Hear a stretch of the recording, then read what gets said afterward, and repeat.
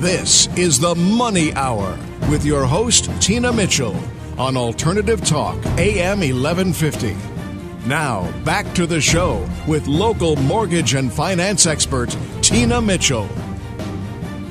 Well, welcome back to the Money Hour with your host and mortgage expert, Tina Mitchell, right here at 1150 AM KKNW, the Saturday, July 18th show. I provide you news on everything regarding money, fresh information on market trends and conditions in our local economy. If you're hearing my show at a different time or day, you are listening to a rebroadcast. You can call into the show at 1-855-400-1150. Again, that's 1-855-400-1150 or online at themoneyhour.com to ask any questions for the guest I have in studio. And in studio right now, I'm going to have a conversation with Jennica Holmquist with Homes by Jennica, Keller Williams Realty.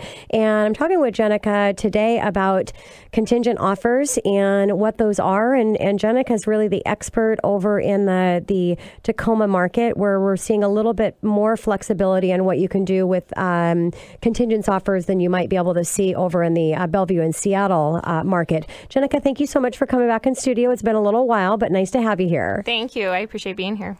And a little background on Jennica. Jennica is an established realtor with Homes by Jennica, Keller Williams Realty in Tacoma. High energy, collaborative, and achievement driven. Jennica utilizes knowledge of current market trends, technology, and social media. Passionate about being involved in the real estate industry and community. Jennica holds positions as president in the Tacoma Pierce County Youth Professional Network and is the upcoming president to Women's Council of Realtors in Tacoma. Congratulations, by the way. Thank you. Recently receiving an award for the Business Examiner 40 Under 40 2015 class. She believes that we're all in this together with the responsibility to give back to our community and to step forward in leadership opportunities. And my first guest in studio, which is another regular contributor, comes from a more seasoned He's pro. been in the industry longer than I've been alive. There you go. I was going to say that. Thanks, Jennica. That was awesome.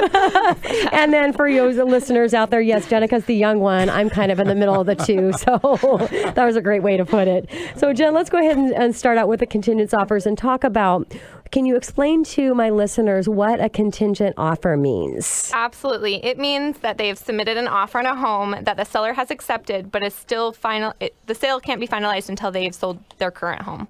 Okay. And so if a client wants to sell their current home and buy a new home, where should they start? Because strategy comes into play, I'd always recommend talking to the lender first to see what different options they have.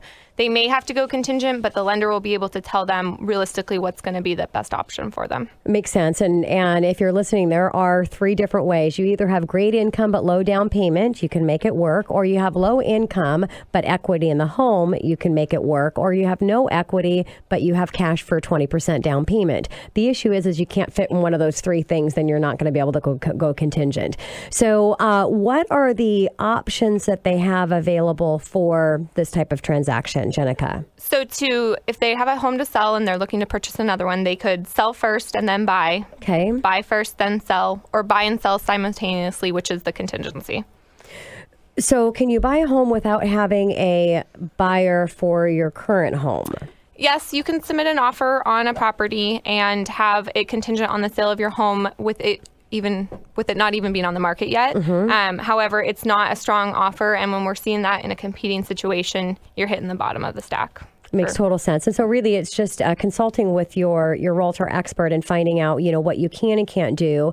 And just as mentioned in an earlier segment, really it's about location and what's happening in that particular home and what the seller's needs are. Exactly. So Jennica, how soon does a contingent buyer need to have their home ready to go on the market after having an offer accepted on their new home? So if they don't currently have a buyer offer already on their current home, they have 5 days to have it ready and on the market to be within the parameters that they offered in the contingency. Okay. So what if a seller accepts an offer and buyer hasn't received an offer on their current home? What timelines do they need to be aware of here? Per the contract, 45 days is the usual time frame that they have to have an offer, although in a competing market, sellers aren't wanting to wait that long for a new buyer to come and buy the contingent home. So it's usually about a 30-day time frame that they have to have an offer on their property.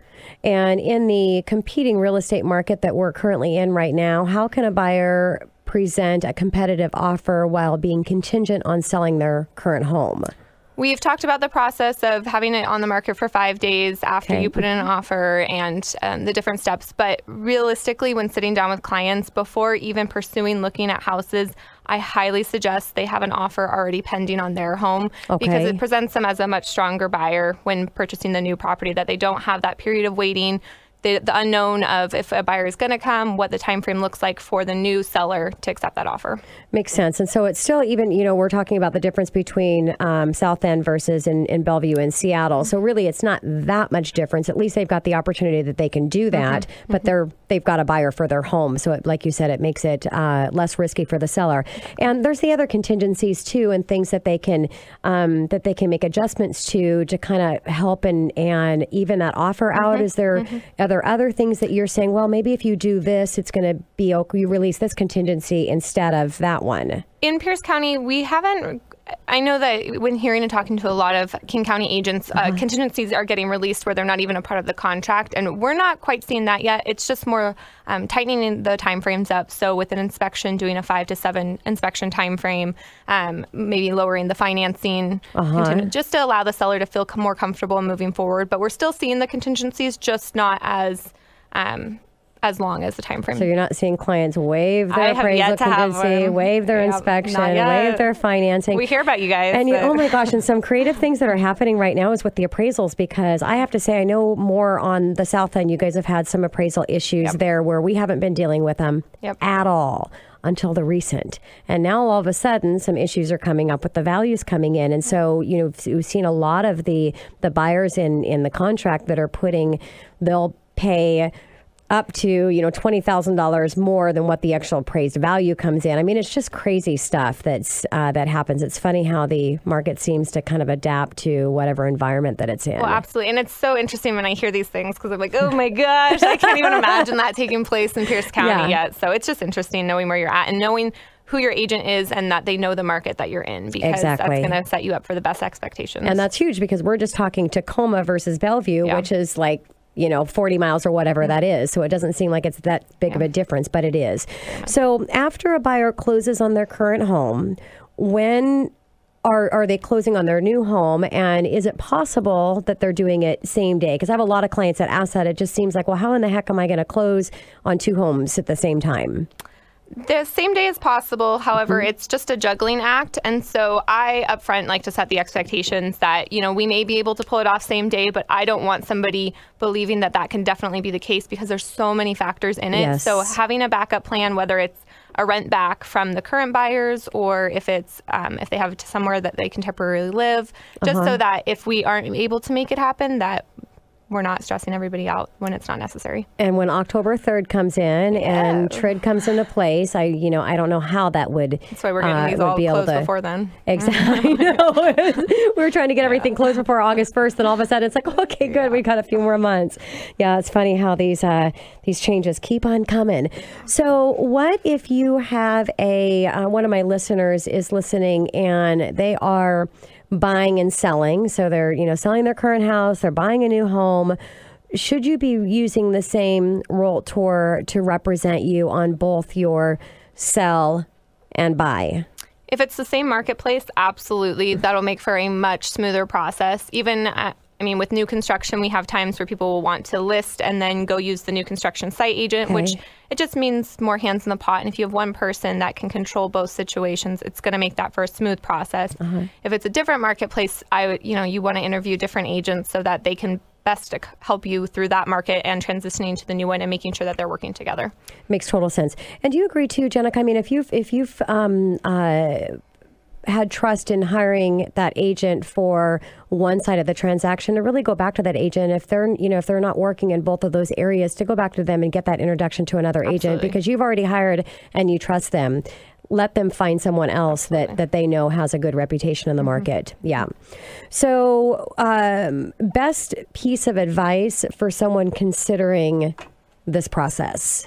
Hire an experienced agent, somebody that has had their share of contingencies. There's new timeframes that they have to be aware of, and expectations, just setting across the bar for everybody. If you don't set those expectations for both the new, it could be a first-time seller that doesn't know what they're getting into, and having everybody educated in the same route for the goal in mind. Yeah, and it's the same thing in your arena, my arena, in the financial arena. Anything when it comes to our money and things that we're doing, it's really the communication, realistic expectations, and you got to have a sense of urgency. So just like I was mentioning with the TRID, it's in everything else.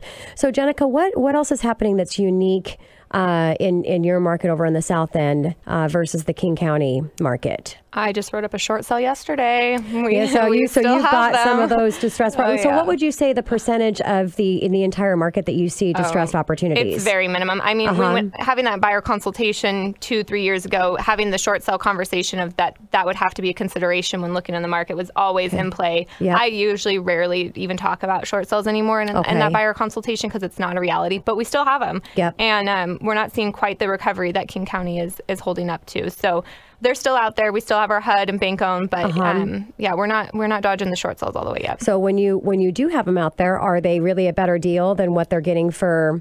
Not at all. No, it's just they really like that house and they want it. So, if you're listening and I'm not the Realtor expert, but really communicating with your real estate expert to get the expectations of what it takes to go through that short sale process. So unless you really want that home, it might, because I just had one that came across my desk not too long ago that actually finally got accepted, and it was still, over that 6-month mark. And I thought, geez, there's hardly any out there. You would think that the banks would have a process to get through it a little more quicker. Yeah. Any fun stories that my listeners love stories, Jennica, on stories. Success I have story an appraisal one for. Okay, well, let's hear it. So, house was listed on the market for 3 days, 13 offers. Listed at $230, needed a new roof. So my clients wanted to list it at $230. So if the buyer wanted a new roof, that they would just increase the price to cover the cost of the roof. So we got the offers up to $244, comped and everything. Got the appraisal back at. Did you say $244? $244 was listed at $230, and they asked for the new roof, which my sellers were fine with because they'd include it in the cost of sale. Yeah. We got the appraisal back at $239, sent in the comps to fight the appraisal, and it came back at $233.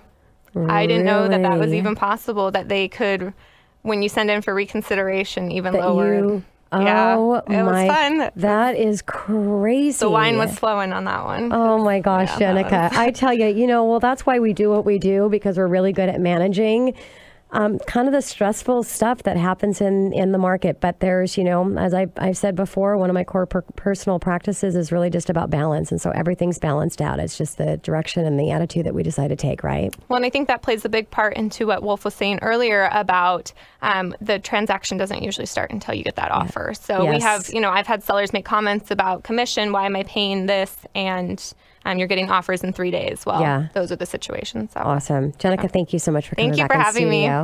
And this is your host and mortgage expert, Tina Mitchell, signing off for the day. Thanks, everyone, for listening to the show. I will be here, same place, same time, next Saturday, right here at 11:50 a.m. KKNW. Enjoy the rest of your weekend.